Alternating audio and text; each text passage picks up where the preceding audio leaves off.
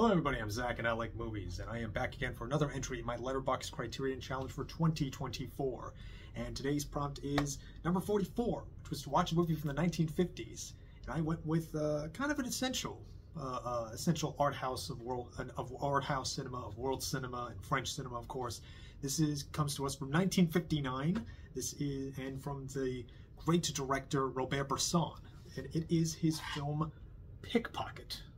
Now, this is a movie that I have been, for a while, very intrigued to finally watch, being really just through my own love of the work of Paul Schrader.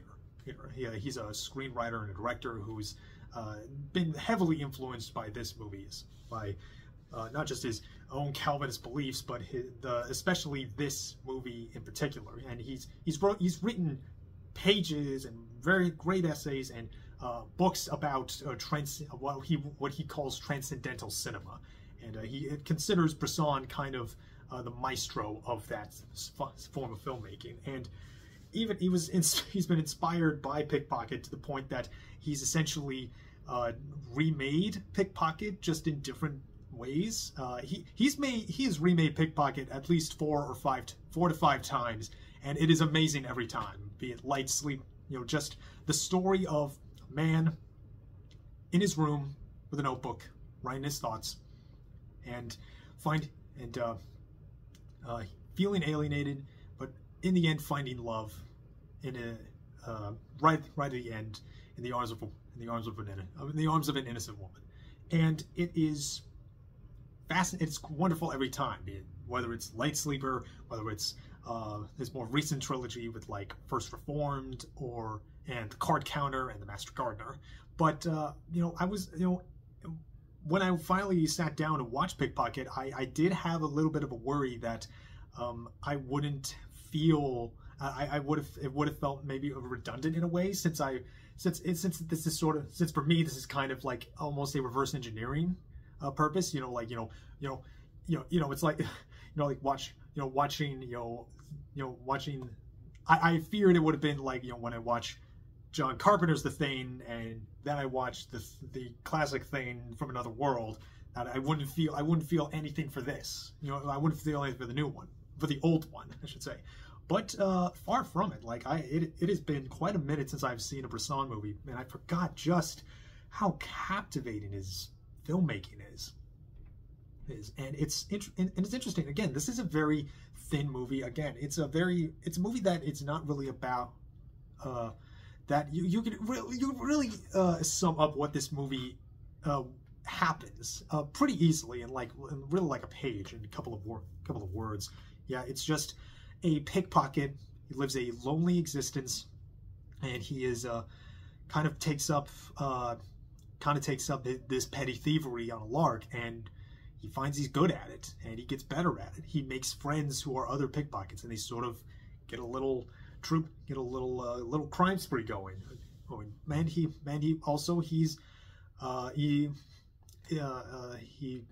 has a lady friend. He feels for her, and she feels for him. But he lives with no fear of God. And it's a very fatalist view of the world. And but then he's captured. But the one thing that could possibly save him from his own damnation is the love from this innocent. And it's sort of a simple movie, and it is an easy movie. It's also a short movie. It's barely 75 minutes, a little over 75 minutes long. But every moment of here is it's very intriguing. It's a movie that does require your attention, because even when it is taking these moments, like, for example, the scene of watching the pickpocket, Michel is his name, of watching Michel just walk into his apartment. By the way, it's a very it's squabble. It's described as a hovel. Like his door doesn't even have a doorknob. No, that's how run down his apartment is. But even just this simple scene of watching Michel walk home, it's not cut and paste conventionally. Like we're following action continuity, but it's like we're like having a few frames left, having just enough time left over between shots. The shot will cut to a hallway, and he would pass the camera, but we would hold on the camera for maybe like 1, 2, 3 seconds, and then cut to him opening his door. And that sort of rhythm is really present throughout. And also what's so fascinating is in terms of like how we're supposed to watch, how we the audience witness Pickpocket, is the acting, because for one, Bresson uses a lot of non-actors, and only one time he wasn't like using very rotating cast members. He's directing these. It's almost like he's not directing them in the sense, don't act, just be, just say the lines, just be kind of way.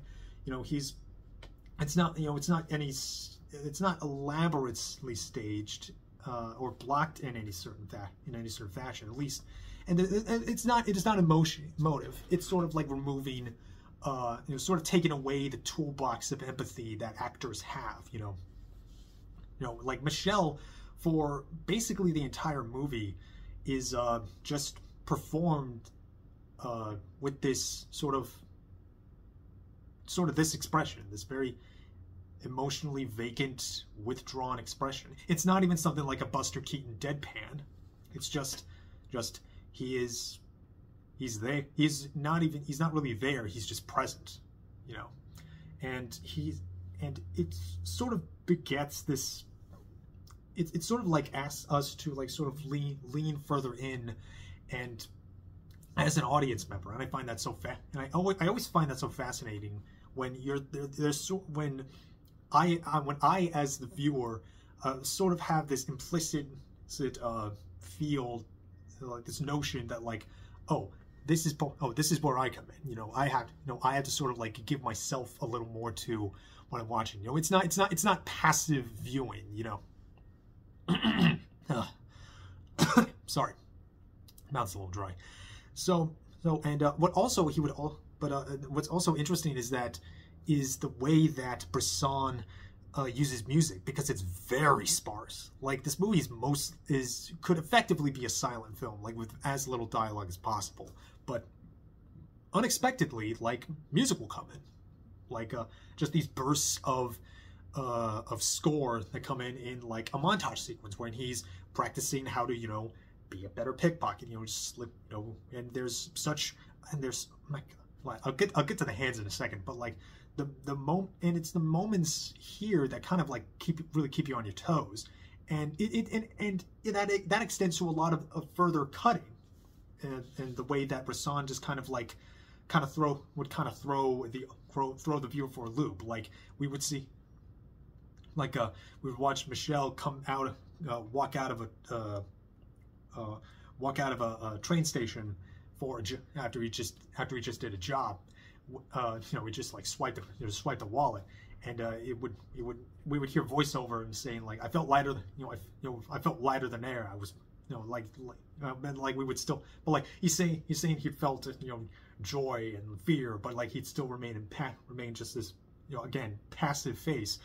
But then like as he's leaving, it would fade into him in the back of a police car, as because he got caught, and that would lead us to the cop who is suspicious of him, which is kind of a trio, of characters that can really make any movie work. A criminal, the cop that's suspicious of him, and a woman, and it's kind of shown true in a lot of in not just like Bresson's work, but also like Schrader's work, and a lot of film noir too. I feel like this is a bit of a sort of a lighter sense of noir, and at least in noir, and especially given this like given Michelle's view of the world. It's this he's a man who just stands in the middle of the world and only cares for himself. He has no fear of God, and maybe the woman that loves him, maybe she can't save him. Maybe she can't. And it's real dreary existence, because he's just it's a small place to be in the world, because it's like as he sort of talks about it with other pickpocket friends, it's like you're not really contributing anything to society. You're just kind of out for themselves, almost. And maybe he is just in it for the thrill of his own crimes and him getting better at his crimes, and which I have to say that leads to this really some quite stunning, some like captivating sequences of this sort of pickpocketing, this like small crime spree of just like one after the other of just like purse got snatched, wallet got stolen, watches pulled off of them, and all without noticing. And it's like, it's so well oiled and it's so elegantly composed that you kind of almost see how you would get that thrill. You're just like and man, it's kind of gives this like